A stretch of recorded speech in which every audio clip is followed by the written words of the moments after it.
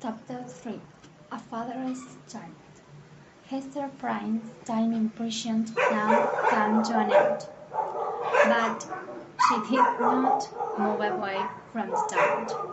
The father of her child lived here, and here she will stay, although she keeps this thought hidden guiltily in her heart. The reason she gave herself for staying was this: I sinned her, and I will suffer my cowardly punishment here. There was a small cottage just outside the town, looking out across the sea toward the forest-covered hills of the west, and Hester and her child went to live in this lonely little house. They had no friends, but Hester soon found that she could earn enough money to buy food and clothes for herself and her daughter. She was clever with a needle, and the scarlet letter which she wore on her bosom was a perfect example of her work that everyone could see.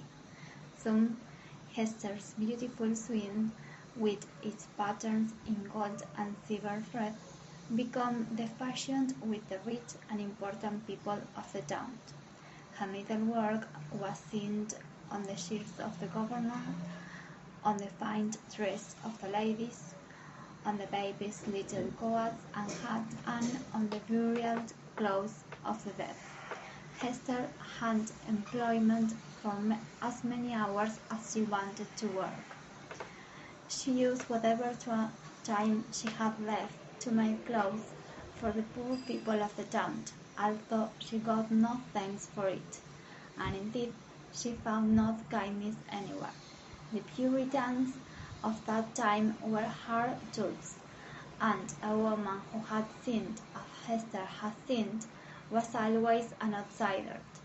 Every word, every look, every cold, accusing silence reminded her of the shame, of the lonely misery of her life. Even the children ran after her in the street, shouting terrible names. She lived very simple. Her own dresses were made from dark, sack-colored cloths, with the scarlet letter bright on the bosom. Her child's clothes were the opposite, in materials of deep, rich colors, with beautiful patterns sewn in gold thread. Her daughter's name was Scarlet. She was a pretty child, but a child of many moods.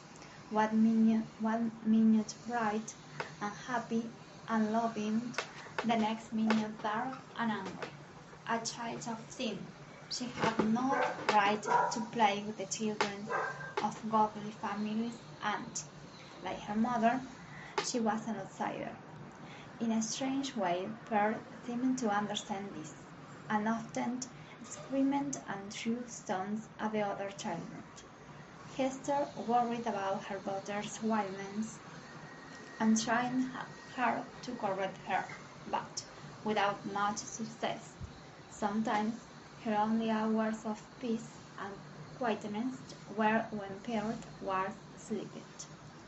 One day, when Pearl was about 3 years old, Hester went to the house of Governor Billingham. She was taking a fine shirt she had sewn, but she also wanted to speak to the governor in person. She had heard that many Puritans in the town wanted to take Perla away from her. They said it could be better for the child to grow up in a more godly home than Hester Prime's. So it was a worried Hester who walked to the governor's house that morning. She had dressed her daughter in a beautiful red dress, adding to the child's natural beauty, and as Pearl doesn't alone besides her mother, it has a strange effect. The child in her dress seemed like the scarlet letter in another shape, the scarlet letter given life and movement. At the governor's house, the door was opened by a servant. "Is the governor in?" asked Hester. "Yes," replied the servant, "but there are people with him at the moment. You can't see him now." "I will," said Hester, and stepped into the ancient hall. The hall was white with a high ceiling, and there were heavy chairs along one side and a long table in the center. At the far end of the hall was a big glass door which opened out into a garden. Hester would see rose bushes and apple trees, and Pearl immediately began to write for a red roast. "Shh! Be quiet, child," said her mother. "Look, the governor is coming down the garden path with 3 more gentlemen. Governor Bellingham with his great beard walking in front. Behind him came John Wilson, the old priest, whose beard was as white as snow, and behind him was Arthur Dimslet with Roger Chillingworth. The young priest's health had been poor for some time, and Roger Chillingworth, well known in the town for his knowledge of medicines, was now both friend and doctor to him. The governor pushed open the door and found himself looking at Pearl, while Hester stood in the shadow of a curtain half hidden. "What have we here?" said Governor Billingham, surprised to see the little Scarlet figure in front of him. "Yes, what little bird is this?" said old Mr. Wilson. "Who are you, child?" "My name is Pearl," answered the little girl. "Pearl," replied the old priest, "but where is your mother? Ah, I see her now." He turned to the governor and whispered, "This is the child we were talking about, and look, here is the unhappy woman, Hester Prynne, her mother." "Is that right?" cried the governor. "She came to a good time. We will discuss the matter now." He stepped through the door in the hall, following but his 3 guests. "Hester Prynne, we have been asking many questions about you recently. Are you the right person to teach this child the ways of food, and so make sure of a place in heaven for her soul? You, a woman who has sinned?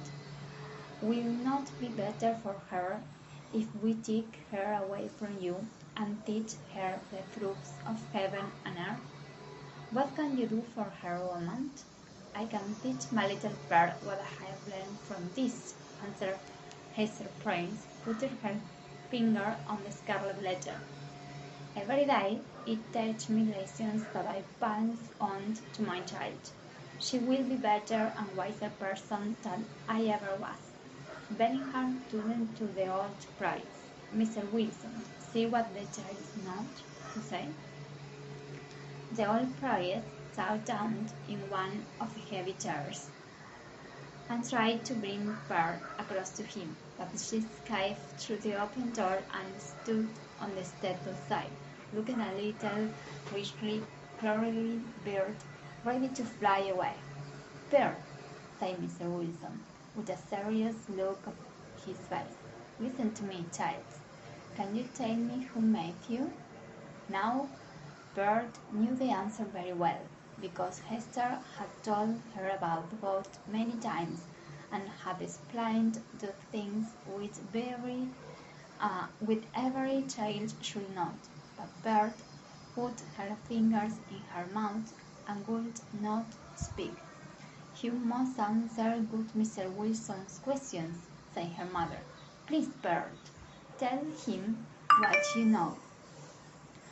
"My mother picked me from the wild rose bush that grows outside the prison door," said Pearl. Roger Chillingworth smiled and whispered something in the young priest's ear. "This is terrible," cried the governor. "The child is 3 years old, and she does not who made her. I do not think, gentlemen, that we need to ask any more." Hester pulled Pearl towards her and held her hand. "God gave me the child," she cried. "She is my happiness, my pain.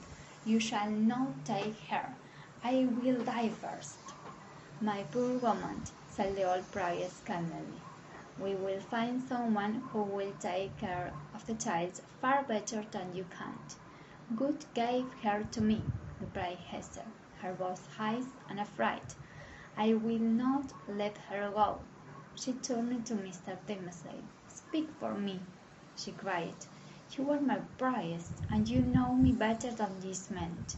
You know what is in my heart, and how strongly a mother feels when she has nothing except her child and the Scarlet letter."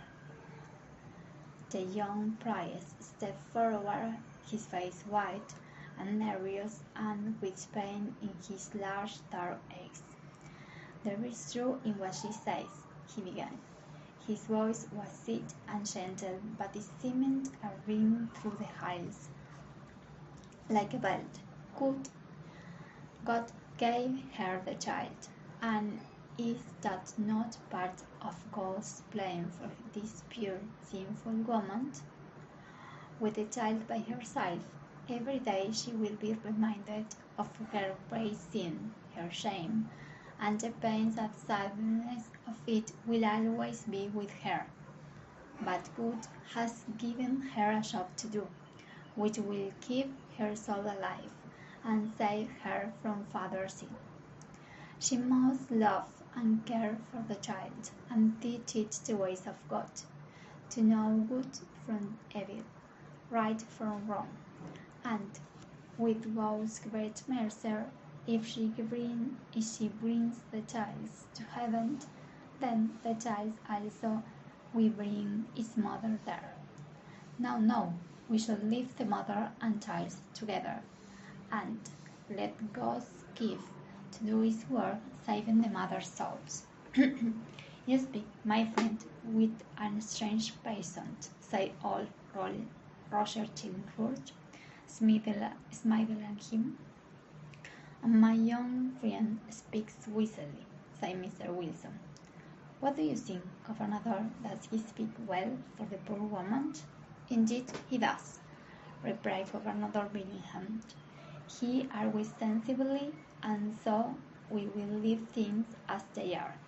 Master Timothy, you shall be responsible for making sure that the girl receives the right teaching, and that she goes to school when she is old enough to do so."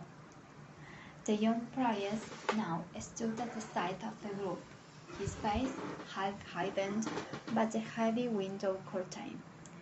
Pearl, that wild and playful little thing, moved softly towards him, took his hand and put it gently against her cheek. Her mother watched his praises. "Is that my Pearl?" she thought, although she knew there was love in the child's heart, and Mr. Temeslet, looking around, put a hand on Pearl's hair, hesitated for a moment, then kissed her forehead. Little Pearl laughed and half ran, half danced down the hall. "A strange child," said old Roger Chillingworth. "It is easy to see that she is her mother's daughter, but could a clever man guess, from the child's nature and from the way she behaves, the name of her father?" "It is better to pray for an answer to that question than to try to guess," said Mr. Wilson. "Better still to leave it a mystery, so that every good and godly man can show a father's kindness toward the poor fatherless child." Hester Prynne and her daughter then left the house. As they went down the steps, a window was thrown open, and a head appeared. It was Governor Billingham's sister, Mrs. Higgins, calling down to invite Hester to a party with the devil in the forest that night. Some people say that Mrs. Higgins was more than a little mad. Others say that she was truly a friend of the devil. Mad, evil, a friend of the devil, or all three, no one knows, but a few years later she was shot to be a witch and was killed on the scaffold. No, thank you. He circled back to her with a smile. If they ever took Pearl away from me, I will go with you and seek my name in the Devil's Book, even in blood. But little Pearl is still with me, and so I must stay at home and keep watch over her.